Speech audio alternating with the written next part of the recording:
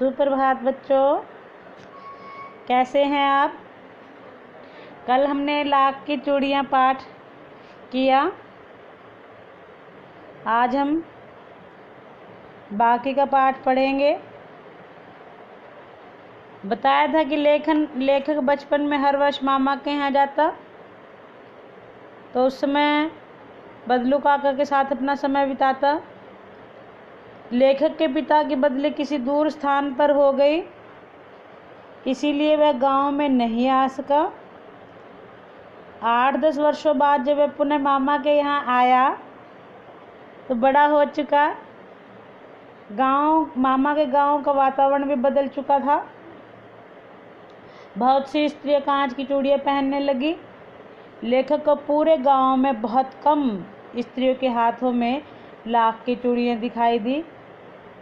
एक दिन अचानक उसे बदलू काका की याद आई। वह उससे मिलने उसके घर गया।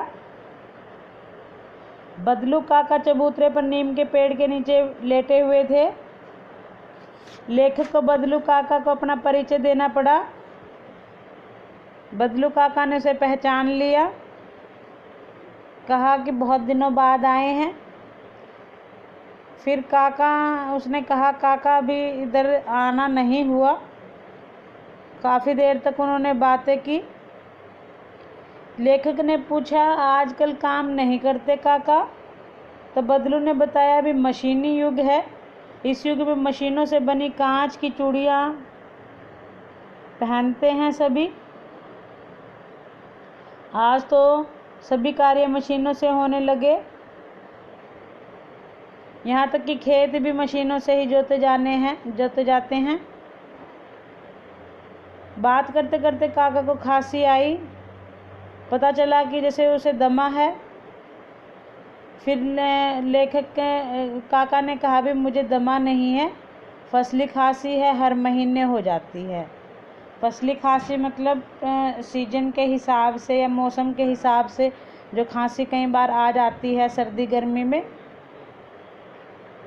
लेखक ने बातों का विषय बदला। आम की फसल के विषय में पूछा तो बदलू काका ने तुरंत उसके लिए आम मंगवाए, खाने के लिए दिए।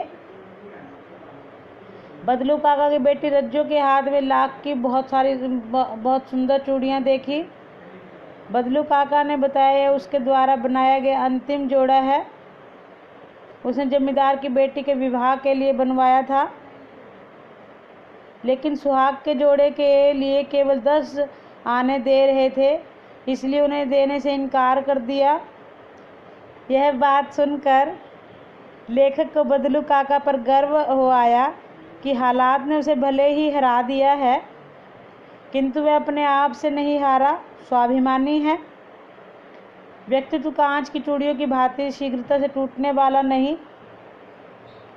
लेखक बदलू काका के घर से वापस लौट आया। बच्चों, आपने यह पाठ पढ़ लिया है। आपको एक बार और अच्छे से यह पाठ पढ़ना है। शब्दार्थ इसके लिखने हैं। धन्यवाद बच्चों।